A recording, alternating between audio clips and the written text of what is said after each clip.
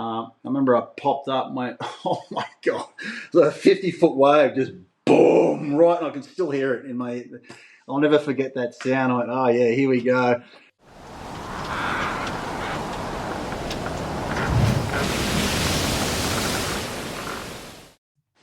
Today I'm chatting with a bloke who's pushing the limits of foilboarding.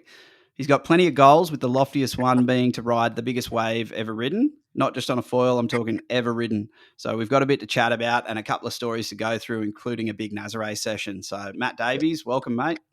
Hey, thanks for having me, Dan. Nice to be here. Yeah, mate, no worries at all. We finally got it done. Yeah. But look, first, mate, can you give us a bit of background on yourself, like where you're from, how you got into the ocean, and all that sort of thing for anyone who doesn't know you? Yeah, cool. I'm from Narrabeen on the northern beaches in Sydney. Grew up surfing till I was probably about 16, and then travelled around a bit. Got into wakeboarding for a while, and sort of, surfing was always there, but sort of, got right into my wakeboarding for a few years, and then got into kite surfing after that. And then about 7 years ago, I got into foiling, and then I've been for one surf since I've foiled over the 7 years. So yeah. I look at surfing now and just like, oh God, it just looks hard work, hassling 30 people in the crowd, and get a couple of turns in. And I tow foil, so there's a lot of disciplines in foiling, but I tow foil. I got 2 kids. I'm 48. I'm a carpenter, builder. Just do my work like everyone else 5 days a week, mate, and just try and foil, when I can. Yeah. I live near the boat ramp. Yeah, I live near the boat ramp. I moved back to Narrabeen. I'm like 3 minutes to the boat ramp. We've got about 30 friends that have got jet skis and, pretty much just tow foil. So, yeah, I don't prone, I don't wing. I got it easy, mate. Got a jet ski, come pick me up. So you got 30 blokes who do the same thing as you? Yeah, there's probably about 6 or 8 of us, I'd say, that just tow foil. All the rest of the guys, they did the whole, did all the disciplines: the downwinding, the proning, the wing dinging. I've given those a go. They're hard. Downwinding's hard. They make it look easy, but it's hard work. I mean, in my defence, maybe I had the wrong equipment, but. No, I'll take my hat off to them. It's a lot harder than it looks downwinding. But proning, tow foiling's my gig. That's my niche market. Yeah. Right. And outside of the crowd dodging, obviously, what is it about it that just jumped out at you and made you commit fully to that? I think we're really lucky where we live at where I live at. I'm at Narrabeen, but Long Reef's like it's a couple of minutes from where I live. It's quite shifty out in those breaks out there. We've probably got about 8 different breaks off the headland, and because it is shifty, it sort of deters. It stops. There's no surfers that really surf those breaks. Maybe on the bigger days on the bombies because it's breaking more in a consistent spot. But it is super shifty. You don't get the surfers. You don't get the crowds.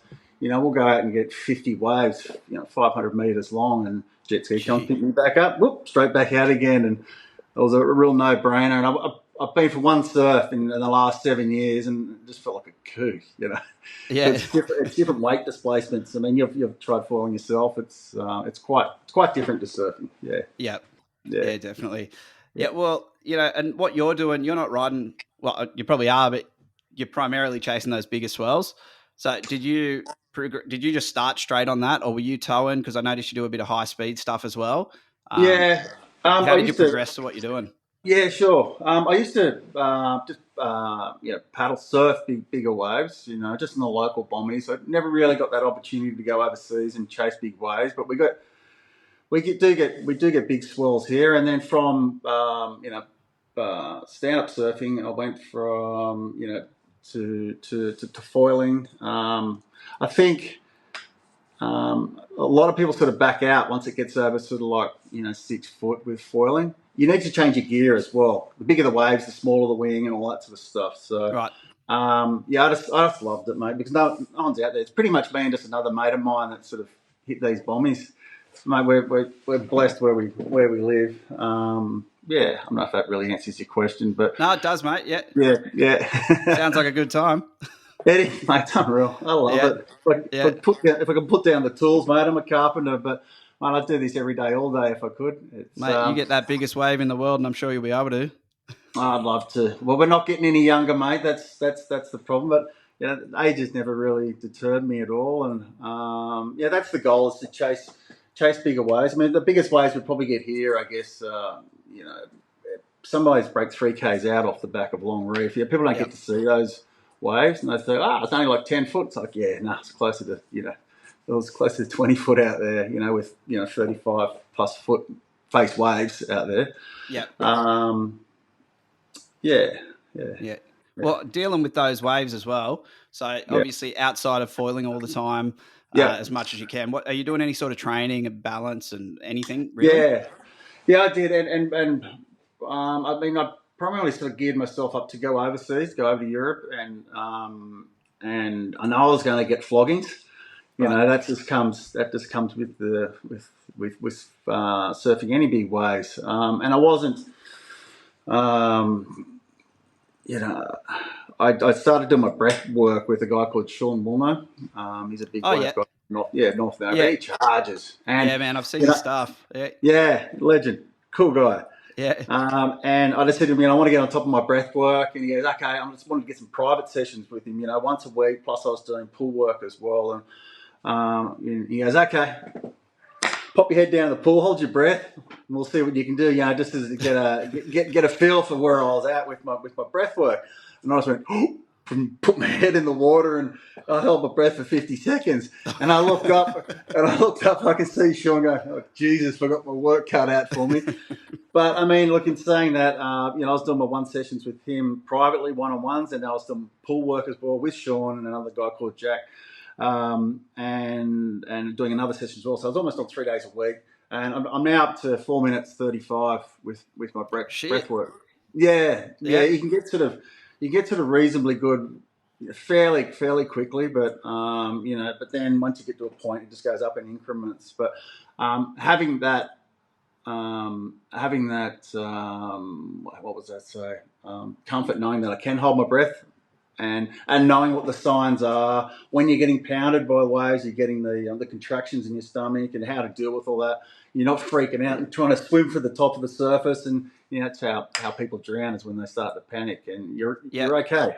You don't need oxygen. You just roll with the punches, and you'll pop up in theory. Right. So it's about learning almost all the way to the limit. Yeah. Exactly. Right. But without having that knowledge from Sean, going over to places like Nazare, you can so easily get yourself in a lot of trouble really quickly. Staying calm. But that was always my slogan: stay calm, die calm. Well, I suppose if you're going to go either way, better off going calm. You're so calm when he died. Yeah, that's one way to look at it. Okay, so the breath holds, because obviously that's a pretty important one. But how I'm no good at foiling. Like I said, I have tried it. I said to you before, but I've never nothing like what you're doing. How physically taxing is it? I suppose in the toe inside, you're not paddling or anything like that, but physically, like you're pumping the board. How physically taxing is it? And are you doing any other training to keep it that level? Sure. I think toe foiling is it's quite different to proning, because those guys are fit, so fit. It's a lot of leg work. They're bouncing around from wave to wave to wave. I'm just getting one wave, and the wave may be long, but my legs don't get it anywhere near as cooked as those, as the prone guys, because linking 3, 4, 5, 6 waves up. It's mental. Yeah, it is mental. It's super fit cardio. The better you get, the less endurance, less taxing it is on the legs. I guess when you're learning, it's a battle. That's everything's. If you surf, you sort of think, I can surf, I should be able to foil, but it's quite different. It's more front foot forward rather than back weight. You're not turning with your back foot, if that makes sense. Yeah. Okay. That's about it. I don't know if I answered that. But... so you're just foiling as much as you can and learning to hold your breath for a long time.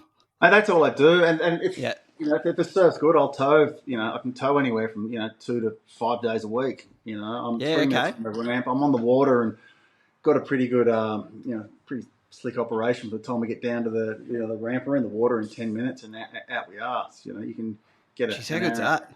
Yeah, it's great. You're an hour and a half, 2 hours. In summer, you can get like a 3 hour session, longer after work. With daylight savings, it's unreal. Yeah. Yeah, so Mental. Love it. yeah, it is cool. So Yeah. outside of that, I've been following you for a while now. You're a bit of an inspiration, and you're actually in the midst of doing a documentary that's going to be Yeah. coming out sometime soon, mate. So can you give me a bit of a rundown on what's going on there, what that's about, and hopefully when Yeah, it's going to come sure. out?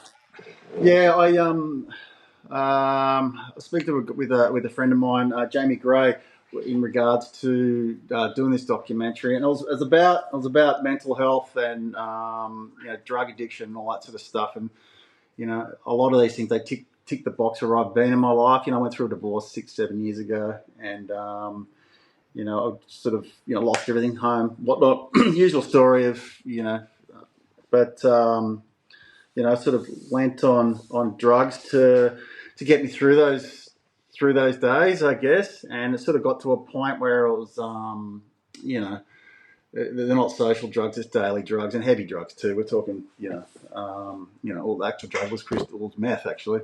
Yep. And I had a new partner in my life. This is up to about 3 years ago, and I knew things had to change. They had to change for if I wanted to continue this relationship. And I've also got 2 kids. They're 11 and 17 now. And picking the kids up some days from school, and they'd be, you'd either be the funnest dad in the world, stereo cranking, it's good times, or other times I could pick the kids up and I would speak for 3 days because I've had, had a bender or whatever. So look, things had to change, and I got even worse. I ended up, I was suicidal. Spent 6 days up in the local hospital. I'm a standoff with the police up at North Head. Things had to change, but for me to change, my lifestyle. I was a functioning drug addict. No one would know. I had a good work ethic, still work and whatnot, but I knew something it all had to change. So. Jamie, I said to Jamie, I said, once I just, decided I need to go clean my act up, I need to have goals to chase, I think. And I've always wanted to know how fast I could go on a foil. That was always. So you were foilboarding before as well? Sorry to cut in. I was foilboarding. Yeah, I was foilboarding all the way through that. It's the last 7 years I've been foiling. Yep. And sorry, my dog's just trying to jump on me. That's all right, man. You wanted to know how fast you could go on the foil. Yeah, that's it. We're always out in the surf. It's like, how fast can we go on the foil? Sorry, down, stay there. How fast we can go on the foil, and I sort of made that part of my goal, and part of my recovery was to set these goals and set a world record. I said, man, I'm going to see if I can see, fastest flat water foiler, how I can do that. And Jamie goes, well, yeah, we've got an interesting story here. Maybe we could do something about your mental health and your recovery, your drug addiction, and and go from there. But we had to sort of piece this documentary together. And the other one was I've always wanted to go to Nazare and foil over there and catch the biggest wave ever foiled. So this all sort of came together and has made a really awesome documentary. And then in all of that is my mental health, my recovery. I'm probably going to go to the local schools and chat to the kids and say, don't do drugs, blah, blah, blah. And, there's people you can talk to. Look, I've been clean, I think it's about 450 days, I think now. So, good effort. Yeah, mate, it is. It hasn't been easy. Definitely hasn't been easy. But, I've achieved a fair bit in that time.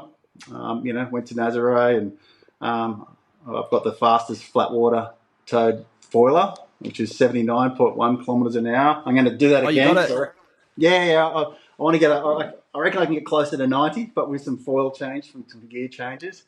So that's a world record, is it? It is. I've contacted Guinness, so I'm going to get that, scripted, official, set in stone. But I'm going to go for it again. So. It's been 400 and something days, mate, and you got a world record already. Yeah, that's it. And having those goals was the key to recovery for me. Right. I guess the first thing for recovery was having been clean for 90 days. That was the big thing. I used to have these post-it notes I'd stick on the end of my bed, and it was numbered up to 90, and I'd just take one post-it note off each time, I'd get up in the morning, and I could see that, dropping. And that was a goal in itself, just getting to 90 days. I went, did 90 days. Okay, never done that since I was 15, Yeah. Now let's try 100. Let's try 150. And then, started going to more meetings and speaking to people that, like-minded people that have been there, done it, and, sponsors, I guess. They were great, like Tom Carroll, Pete Grant, just some guys I foil with that I could reach out, and they'd call me, during the week, just check in on me, and so yeah, fantastic. Yeah. Yeah. No. Yeah. I think it's a great story, mate. I think it's they're important to be told as well, because there's young blokes out there, and I even remembering back to my younger days, I'd look at blokes who would be in your shoes now at awe, Sure. like you're a legend. But to know a bit of the backstory of, oh shit, you can, sort of have that time and then make a change, and the amount of people who come from a background like that and do something really special in the end, it's incredible. And through a classic, I get to talk to a lot of these guys, and it's mind blowing how many people come from a background like that and do something just incredible. So I'm pretty pumped to watch it. Yeah, cool. It's inspirational, mate. Yeah, it's a special thing. So awesome. Good job. I'm pumped to see it, and I'm looking forward to we can throw a bit of promo or do whatever. It's all pieced together. We weren't rushing to get it out. When we first started, it was like 6-9 months, and then we're going to go to Nazare, and then it's going to go to see it in the movies, put it in the cinemas, up on the big screen. Oh, awesome! I thought there's no rush, because I wasn't quite happy with the foiling footage that we got. Okay, and particularly in Nazare, because such a sketchy place, and we didn't get the conditions what we were after. And I want to go back. I just want to get a couple of really big swells under my belt. Yeah, and drop those into the documentary, and then we're good to go. So yeah, whenever it's time, mate, we'll have to get you back on or do something to. For sure, because those stories are epic. Yeah, cool. Well, mate, I guess it's time to get into a bit of story time and talk about a couple of these breaks. So I was hoping to start a bit closer to home and probably talk more in general here, because when I see foil boards, I imagine big waves in deep water.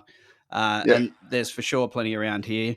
But I have heard you mention places like Tahiti and slabs, and the place I've seen you, there's clips of you, you're sort of off the right hander and it's just sucking to dry rock behind you. So I guess the first sort of question there is is it common for foil boarders to chase these slab waves, or are you an outlier?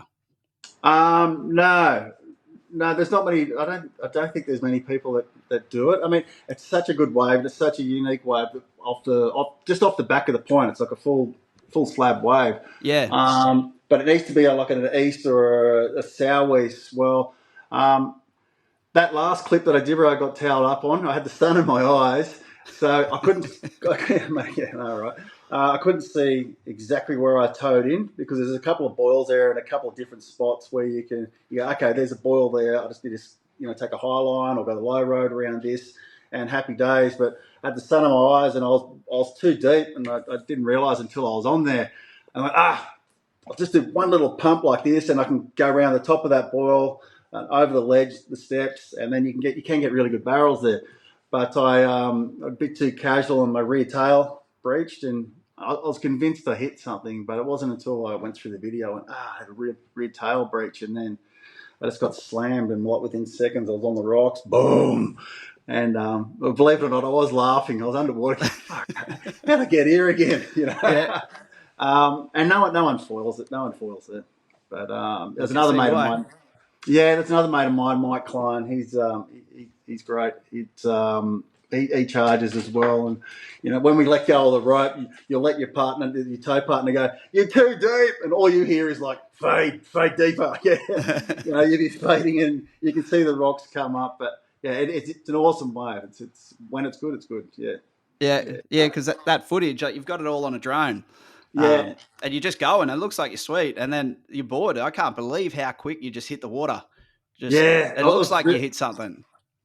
Yeah, it was, and there's a lot of water there too, because it comes from quite deep water there, for around here. So when you do come off, you've got half the ocean on top of you as well. I still got pinned on the bottom there, and the waves tends to hit that cliff. I mean, it's not a big cliff; it only sits a couple of meters high, but it hits that and sort of bounces back. So it sort of keeps you in that middle zone between the slab and the cliff. So it's not too bad, not too gnarly, but yeah. Yep. Well, even seeing that clip, that raised a question for me, and it could be a stupid question, but I just don't have that experience in it. So obviously on a foil board, it raises you up out of the water. So I imagine the depth of the mast and the wing changes constantly with your weight, or if you're pumping, or I don't know, all the back and forth. Like, is there a real risk of hitting the bottom? And how often do you scout these waves before you actually surf these shallow waves? I use the mast that I use on my board's particularly long. It's 1050 to 1050 top to bottom. Right. You'll see the prone guys when they prone, their masts are like 750 because they foil in shallower water because they're proning, they're paddling onto beaches or whatever. But I use a bigger mast because I usually riding bigger waves. Just gives you more foil in the water column, if you will. But I mean, you can foil if you pump up. You can have your foil, sort of 200 mil, under the surface. So, I mean, the chances of hitting the bottom are slim, but never zero. Yeah. But the likelihood of hitting something like weed, bag, bit of rope, or something out there, that happens. Yeah, for sure. And a bit of weed, that's enough to throw you. Yeah. Or I've hit a shark out there. There. Yeah, knocked me off my board. I just had a local break and it knocked me off my board. And as I popped up, I could see the fin right next to my board. It was only like 6-7 meters away. And I went, shark's either 2 foot or 10 foot. I don't know. All I'm seeing is this much wing hanging out. And I said, and I thought I was pretty brave, but my mate on the jet ski goes, nah, you got to the jet ski pretty quickly, mate. And he jumped up onto the jet ski and circled around, and I must have stunned the shark, and I just picked him up, grabbed him by his tail. It was just a little hammerhead. It was only about 3 foot long, but he rattled him, and he rattled me. So. Oh, mate, any fin in the water's scary. Yeah. Plenty of sharks. But no, it doesn't take a great deal to knock you off your board. Okay. Yeah, it's always a concern, especially when it's big, and you've got rubbish in the water and you hit a stick or something, it's far out. You're over the handlebars and you're off. So. Yeah, it's wild. Well, in that actual one where you did go over on the slab, there's the footage of you and you're on the rock and you're pretty well just sitting on a dry rock. And you're hugging your board. So on those sort of waves, when you do come off, because I don't think you're wearing a leash at all, how often do you actually recover the board? Is it all the time? Or I do.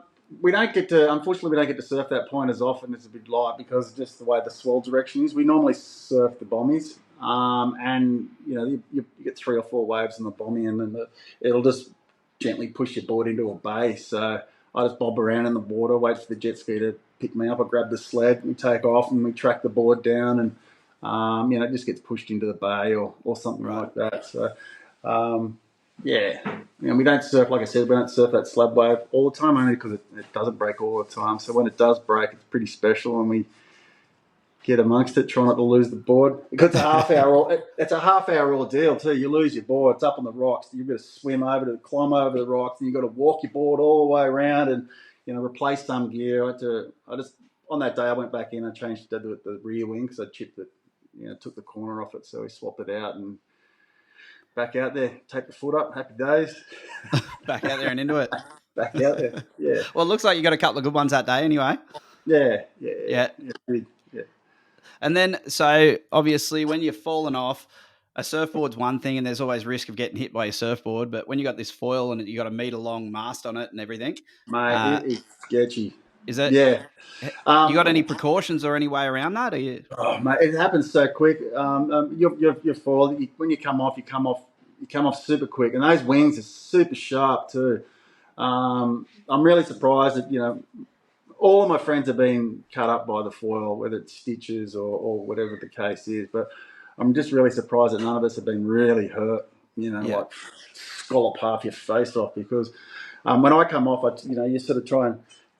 Tuck up like this the best you can, and I keep my eyes open underwater so you can see the foil go past. But just so you can watch it hit you.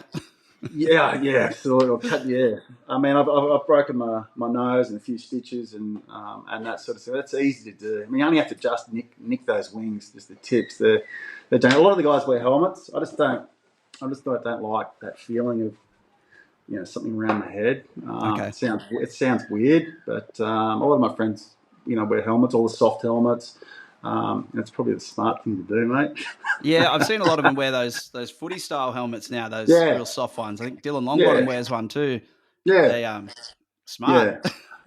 Yeah, and they protect your ears as well too. So when you're doing you slam down, you don't burst your eardrum, and that'd be worst case scenario, not knowing where you are in those big waves once you're dizzy and whatnot. Right. I probably should wear them. Yeah. Yeah. Well, I guess looking forward now, like how far are you planning on pushing these slabs? Like, are you aiming at sitting inside a monster Tahiti barrel, or how far can you actually push this with the control you have on a foil board as opposed to a surfboard? Yeah, Tahiti's gnarly. I've never surfed it, but for those that don't know, like Tahiti's, it's breaking like 1.5 meter of water onto just gnarly coral. It's wild. So it's heavy. It's like foiling up a glass. So to get a slam there, it'd be the end of your session, I'd say. Yeah. So in chasing, it's not a slab wave, it's a reef break, but yeah, there's other options. There's the right, there's owls, those sort of waves. Every now and then you'll see a wave, then you're like, oh yeah, I could foil that. That's doable. Yeah, I could get around that section. I could do that. But every wave is just that little bit different, a little more technical. Right. If the opportunity came up, for sure, yeah, I'd probably have a crack at it. Yeah, we got a local breakout here called Weirdos. It breaks 1.5 k's off the left-hand side of Long Reef, and it breaks more sort of like Cyclops when it's really big. It can get quite ledgy and super heavy, and yeah, I probably would. Yeah, give it a go. I foil that a bit when it's big. Yeah, you get drilled. Yeah, Do you need something that's pretty predictable? Well, that's probably the yes and no on a slab for sure. But you can't surf shippies on a foilboard, I imagine. No, a friend of mine has. Yeah. Oh, has he? Yeah. Raphael, he was my tow partner in Chaupu. Yeah, it was big. Okay. It wasn't macking, but it was big. Yeah. He got smoked. Yeah. It's just that micromanaging adjustment of you got to keep that foil exactly. You need to know exactly where that wing needs to be. You can't just sort of, when you're tow surfing, they're doing airdrops over those ledges, that sort of thing. You can't really do that. Well, I've never seen anyone do that in a foil. You need to have that wing engaged in the water, and it's just such a fine tipping point, going over the handlebars, breaching, or whatever. So you really need to, you'll see someone on the bigger waves, you'll see I'll drop my back knee constantly, just adjusting that weight. So we've got to, Yeah, I noticed you get super low. Yeah, just allow some of that spring sort of motion in my legs. So it's some, yeah. Because on the bigger waves, you can get 2 foot chop on there, and you just need that cushion there with your legs, just to buff it out a bit, I guess, if you will. Okay. Yeah. But otherwise, you'll see people they'll be surfing and they'll be. It's like seeing one of the a dad dropping in at the skating ramp. You know what I mean? And he hasn't done it for 20 years, and he goes down like a tree with his straight legs. You got to allow for that, a bit of suspension there. To take those drops. So, So you're almost trying to maintain your body, your torso in one spot and bounce everything else around. 100%. Yeah. Okay. Yeah. So there's a few slabs on the list. The rider be a spectacle. Yeah. And it's not on the top of my list, but probably good. That's probably a good thing. But if the opportunity comes up, it's the logistics and trying to organise all that sort of stuff too. You're like, oh yeah, I'll go there and I'll tow into this, but you need to know people. You need to line support crew up, and backup jet ski. Because a lot of those places, quite remote as well. Yeah. You need to sort of, I guess, think of worst case scenario because you can really get hurt. But there's a few that are on my list. Cloud breaks on my next list. So next big swell, I'm going to go there and try and catch the biggest wave that's come through there. Yep. I've never surfed it. There's a few boys who foil it. Yeah, they have. Yeah, I've had a couple of mates. That Caleb Pont, he was. Yeah. He goes all right there. I've seen him trying for the barrels there. Yeah, Alex Hayes, Zane Westwood, they've been over there. James Casey, all those guys. They're machines, mate. They rip. Yeah, absolutely shred it. Yeah, that's it. Yeah. And the next one would be a cow bommy too over in WA. Okay.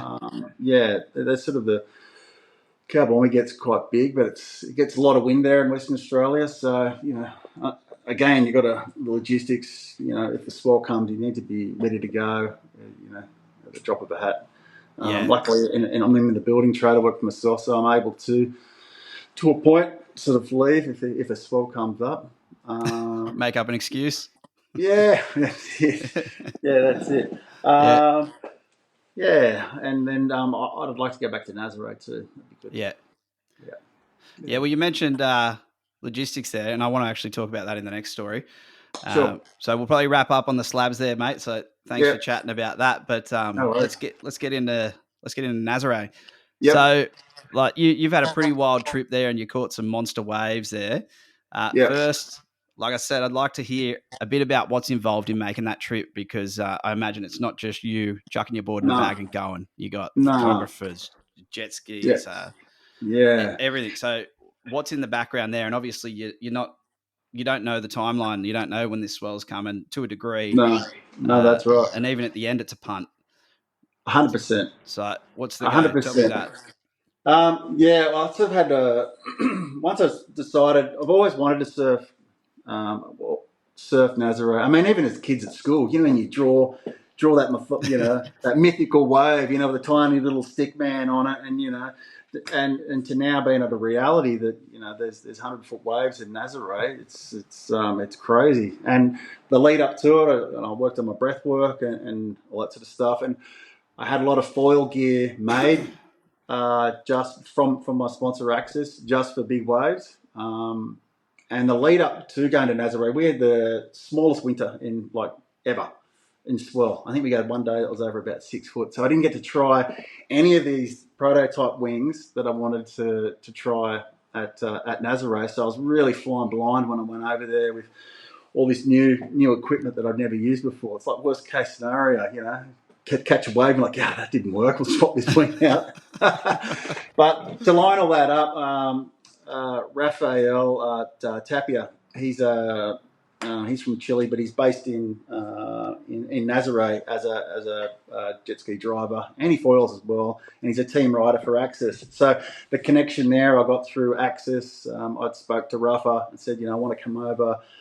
When's the best time to come over? And I went over there October, November. The start of their season starts in October. So, you can't, like you said, you can't just go over there and, rock up and, expect guys to take you out there, out at 50, 80-foot Nazare. There's repercussions. You need to have a support team. You need to have spotters on the beach with walkie-talkies. So, because once the driver tows you in, they're blind. They don't know if you've gone left or right. So, if they've got either walkie-talkies or headsets on, and then we've got our spotters on the beach. So, I needed to also organise a second backup jet ski as well.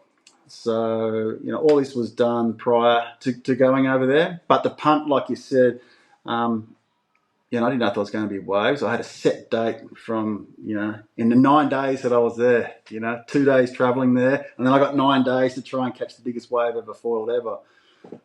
So I put a bit of pressure on myself, but the pressure was good because it was, it was all towards my recovery. It was part of the documentary, and this is all part of it, Yep. And, when we got there, it was those honking winds, friggin' awful conditions, like blowing 20, 30 knots, and the conditions are 40 to 60 foot, just mess. So as each day went past too, it was just like, Jesus Christ, I'm going to go home with my tail between my legs because I haven't got this wave, leaving Sydney, so I'm going to catch the biggest wave and all that. That was the dream, that was the dream to catch it. I was never under any, I didn't think I was going to catch the biggest wave, that's for sure. Because the biggest waves, they're like 90 to 100 foot. I mean, if the opportunity arises, I'm sure I'd have a crack at it. But the 9 days that we were there, it was friggin' awful conditions. Right. Like, they had the biggest storm coming through France in the world at that time. It was the biggest storm front that was coming across, and as the days are ticking by, I had 4 days left, and I didn't really get that big good session out there. and then this storm hit, and it was 80 foot. They shut the harbour down. No one was allowed to go out, and they were booking people at the jetty there before as you leave the harbour, and they confiscate jet skis and all that sort of stuff. This is the police over there too. So they were filming the 100-foot wave. HBO was out there. They managed to go out the day before. I don't know how they got out there, but I don't know if they paid the €500 fine and, whatever. We're going out anyway. But it was the following day I got to go out, and there was, I only had 2 days left. So a bit of pressure on myself, and there was no one else out there. I was out by myself, sort of 50-foot Nazare. So that was exciting. On your own? Yeah, I had with support jet skis, obviously. Right. But there was a Red Bull crew out there, and we sort of met them out the back of the lineup, and we said, what's it like? And they're like, sketchy as, just we're not, we don't want to get involved. And I'm not taking it away from those guys. They can pick and choose their days, Yeah. They don't need to ride those shitty, gnarly, windy conditions, but I only had 2 days left. We've got a documentary to make. Chuck me the rope. Let's go. We're on. But those guys, they're there for like 3 months, 4 months, 5 months, and they don't need to go out in that. They don't need to go out in that rubbish. They can, wait for those pristine days that do come. But now I had a friend that was there for 3 weeks and he hadn't been out once. He was just waiting and waiting. So to try and tick all the boxes and get that record in 9 days, it was it was a long shot, but I got close. Yep. I would have got close to probably the biggest wave foiled. Do you know what the biggest is? Sorry to cut you off. I don't know. Look at those older guys from Laird Hamilton and those guys. Yeah. They were doing this 30, 40 years ago. Yeah, true. Charging. They were in massive waves there. And then fast forward 40 years, you get guys like French Matt. His surname's always get it mixed up. It's a French ex-barn, whatever he is. He charged. He got that big wave at it. Yep. Yeah, legend. Awesome. Matt, is it? Matt. Yeah, Matt. I call him Matt Extreme. Matt Extreme. Yeah. Okay. Matt and Tom Constant, Noah. There's a few guys. Obviously Kai Lenny, those sort of guys. Yeah. I don't know exactly what that biggest wave was, but I'm pretty sure he submitted that one from that Jaws wave. Matt did for the biggest foiled wave. But Nazare, it's a funny place. It's gnarly. You can watch it all. You can see it on YouTube, and you're like, it's manageable here, and blah blah blah, and I'll pick it off from this peak here into that peak. You get out there, and you're like, holy shit, mate! So much energy in that water, like so much energy. I had a drone follow me doing 60, the Mavic 3 does 65, 68 k's an hour, whatever it was, and I was overtaking the drone. He couldn't keep up. Wow. On the wave. And you get these massive apexes that you'll see off the back of the rocks there, but then you get these side waves that come through, at 45 degrees, and they're 45, 50 foot in size. So all bottlenecks into this massive apex. And then once you come off too, it just gets worse. It doesn't get, the beaches here, you sort of get washed in a bit, but over there you can get, pushed into those rocks there, up into that cliff there. And they get almost like a vortex. If you get stuck in that, it'll just send you back out again, and you just keep copping those sets on the head. So you need that ski. You got to have that ski there. Oh, mate. Yeah. You need to have that ski, and you need the backup skis, and you have spotters on the beach. He's still down. He's gone left. He's gone right. That one, I don't know if you saw on my Instagram, I get toweled up on the bottom. Yeah. Yeah. I remember I've got that here to talk about. Yeah, a funny wave, but that was. I got 4 waves that session, 2 of which I came off prior, and then I got another wave, and then that set came through. And so, man, I wanted to fade as much as I could to get right in the sort of like that, right in the biggest part of the wave, and you'll see there's like 2 foot moguls all the way down. So, like we said before, trying to keep that foil in that water column that whole way down, so you're micromanaging your board just by little taps, just to keep the right amount of foil in the water. And I got to the bottom just going so fast. I'm doing like, I don't know, 70 plus k's an hour down the bottom, and my board touched like that. I went, oh no, and went up, my foil went up, and I went back down again, and then before I know, I'm doing a cartwheel on my head, and was all over us. For good times go bad, but Yeah. um, Well, that was but something I wanted to ask you as well, because obviously you're going at that speed, and it's one thing on a surfboard, which would still be horrific, I imagine, is yeah, coming off at that sort of speed. But then you're on a foil board going at, I guess, the same speed or faster, a bit, whatever, a bit yeah, slower maybe, coming off from a height. Like, I imagine there's yeah, two sort of points to that wipeout, and it's the first one coming off the board in itself. So yeah, what is sure. that like? Is that hitting concrete? Is that, buddy? I imagine you could hurt yourself doing that. Yeah, it's a big master that I had, which was like the same one I ride around here, which is the 1050. I mean, Matt Extreme, French Matt, his was 1100, 1.1, so he's that much bigger than mine. And it doesn't seem like that far off the water, it's that little bit extra, but yeah, that extra height, Yep. falling from there down onto the water, it's gnarly. It's, you bounce, ideally, skip across the water and get away from that foil as the best you can. Because if you get tangled up, don't want to get tangled up with that thing. Far out. If you watch some of my videos, I'm just like, how is that missing me? Yeah. It must be so close to me, that foil. Sorry, what was the question though on that? Sorry. Oh, just what it's like coming off from a height at that sort of speed and hitting the water with a mountain of water behind you. Yeah. You can hear the waves. You can hear them for starters. I'll never forget the sound of those waves breaking behind you, just boom like that. And because you are going so fast, you can sort of skip. Sometimes you can skip along your stomach, but sometimes you skip along your back, and then you can see that wave coming down on top of you, or you can see the shadow overtaking you. That's the worst, But I remember coming off a wave. I was about halfway down the face of the wave, and board breached for whatever reason, and I was just skipping down the face like that, and it activated my inflatable vest just by itself. So I'm more puffed up, skipping down the wave like this. Oh, no. I didn't even activate the vest, the inflatable, and then luckily the ski came around and picked me up, and away we went. But and then you got caught. Obviously, you got caught by a bit of the whitewash there. What's that like, getting held down there? Yeah, it wasn't too bad. I was after cartwheeling on my head, I sort of got sucked back up and around, if you see the wave, and I poke out through the back of the wave, and I got that last breath, and I remember looking down how a wave breaks and you get that back section into the back of the wave, and I went, here we go, this is what we train for, I guess. And then I went down, I was probably down for about maybe 9 seconds, I'd say. But, telling the story when you're down for 9 seconds, people go, 9 seconds, that's nothing. I can hold my breath for 9 seconds.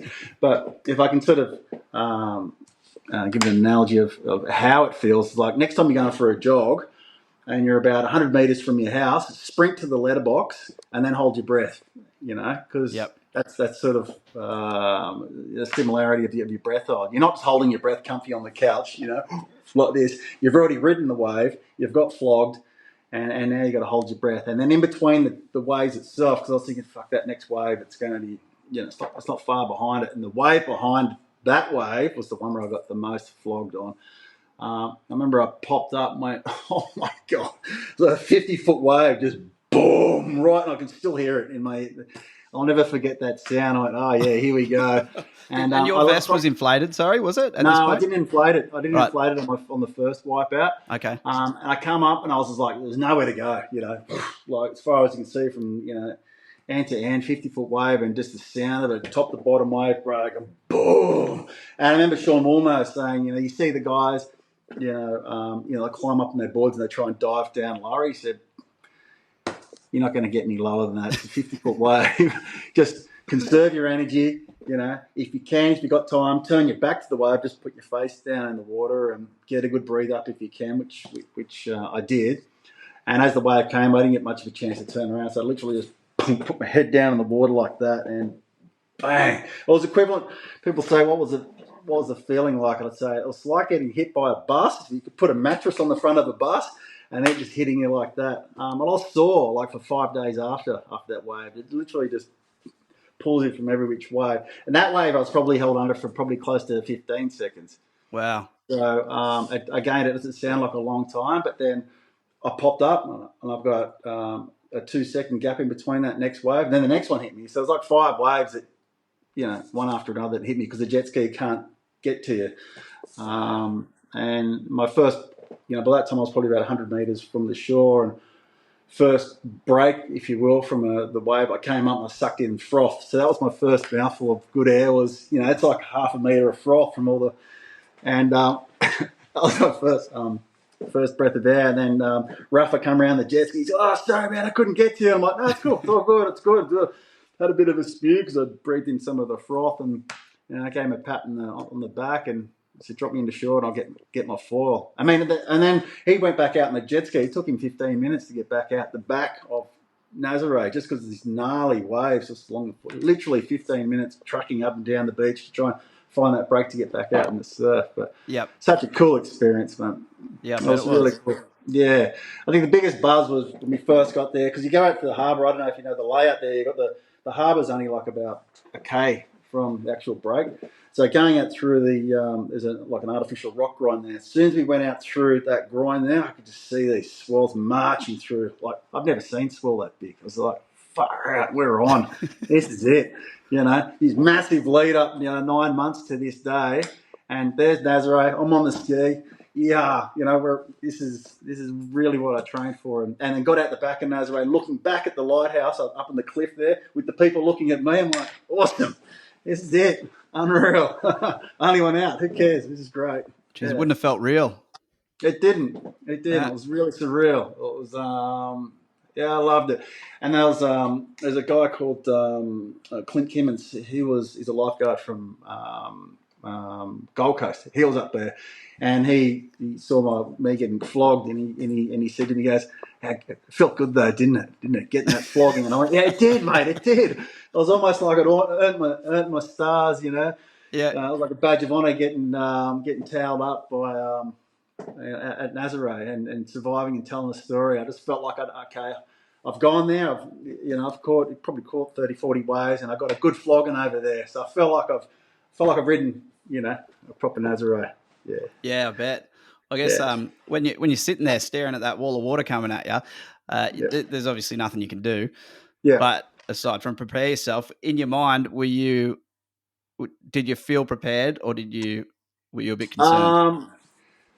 Yeah, I felt okay straight away. As soon as I saw it, when I came up after that first wave and that 50-foot wave was there, I went, okay, this is what you've trained for. This is what Sean's, stay calm, get your good breath in, pop your head down, and just sort of going through the motions.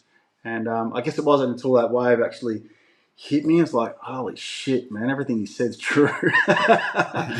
Sean's been there, done it. He's been, but yeah, just went into full training mode and, just stay relaxed. I mean, it's probably for about 5 seconds you're getting really hammered. And I'm in proper hammered. Like your hand touches your body in places it's never been before. You're trying to tuck up the best you can. And then sort of like just roll with the punches, and you're going to pop up. You're getting closer to the shore. The wave's getting smaller and smaller. But yeah, I'm just so glad I did some of that training before, or a lot of training before I went over there. I wouldn't recommend it to anyone to go over there and think, oh, I've got a vest, I've got jet skis, everything's cool. You're not. You're on your own. Really, when you're getting flogged. Yeah, definitely. Yeah. Yeah, well, let's jump over to a couple of these waves you made. Even the first one you made, I guess. Yep. Or the first one you caught. So you see it coming in and you're getting towed into it. You let go of the rope. How did that feel compared to other waves? Just the speed of it. Because the conditions were windy. I mean, it was that second last day we were out there, it was still, 15, maybe 20 knot winds, cross shore winds. So once I got that first real good big wave under my belt, the speed going down that wave, probably about halfway down, I felt like it was about to breach. And you'll see I'll get the full death wobbles in the, probably only had about that much wing under the water. Don't come off here. So don't stay down super low. Now I just sort of rode those death wobbles off, got to the bottom hand turn and flicked off the back. I mean, I really want to get a smooth days over there, and show that you can surf top to bottom waves over there on a foil. Be it 60 foot or whatever the wave is, but full top to bottom turns. It's very doable, but when it's that windy and the conditions are like that, you're just surviving. You're just hanging on. It's so fast. You try and the biggest day out in Sydney becomes nowhere near the power that wave has. It comes from I don't know what the measurements are there, but it comes from like 2 kilometres of water up through that canal, and it's macking. By the time that wave hits Nazare there, it's flying that wave, and I found the best thing to do was to whip in bottom or halfway through the wave. You don't want to, on some of them I came in from over the top. Worst thing to do, because you got to almost outrun the wave, and then you're going down this roller coaster. So by the time you're sort of mid-face or down the bottom of the wave, you're doing 70, 80 k's an hour, and it's just unmanageable, especially with the imperfections on the wave itself. You're just trying to micromanage it, wash the speed off, and you just get flogged. So if you whip in halfway or down the bottom of the wave, you've got enough speed still to outrun the wave, but, without it being so crazy fast. Yeah. Yeah, so that sort of raised another question. I mentioned that I've tried foiling a few times. I'm by no means good at it. But one thing I noticed was those little micro movements that, might turn a wakeboard X amount. You move that on a foilboard and it just exaggerates it. I don't know if that's the case or not. So when you're surfing a wave like this, are you just picking a line and you got to commit to it? Or do you have that maneuverability when you got that speed? Or is that what you mean by when you're shaving that speed off?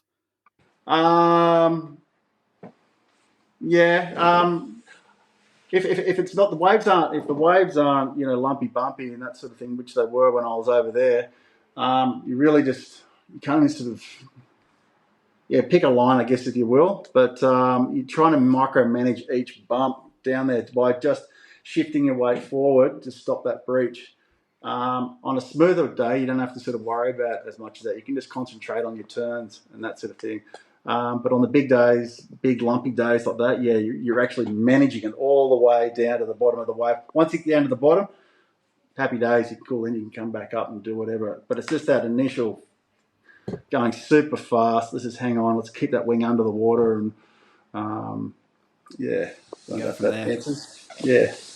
And just to go back as well a little bit, you mentioned you're on riding test foils. Is that you've never ridden these foils before? Obviously you can't relate Nazare to Sydney.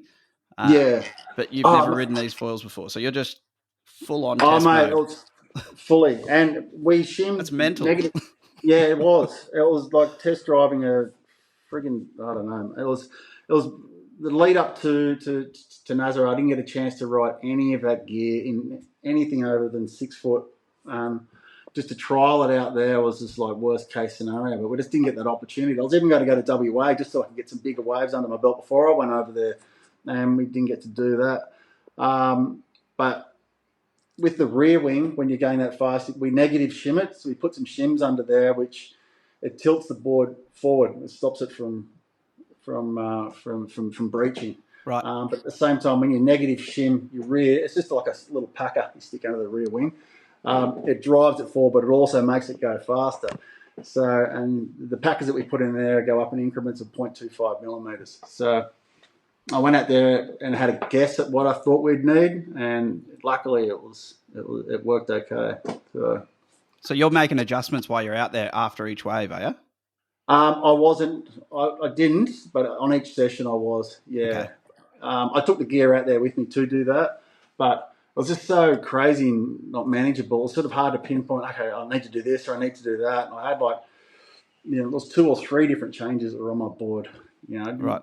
Because the rear wing, the front wing, the shims and whatnot. So to pinpoint exactly where it was at. What I did find too, I got towed up twice going down the face, just going down a wave, and all of a sudden my board breached and I went over the handlebars and went, Jesus Christ, I must have hit something. Then I caught another wave.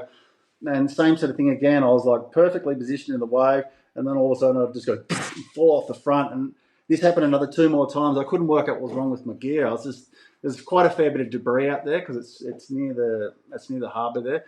So I thought I must have hit something, rope or something like that. But when it happened 4 times, I came in and I ended up giving JB.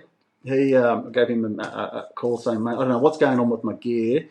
I'm getting to a certain speed and I'm breaching or I'm coming off. And he said, hey, you got to sand all your gear back. So it's with the 60 grit sandpaper. You need to cross hatch it on all your gear, get all that, all those imperfections out. And he was right; it worked a treat. I didn't have any more breaches. So having your gear in tip-top shape, it's gonna be bagged. It's gonna be sanded each session when you're out there. I was actually sanding it in the water as well.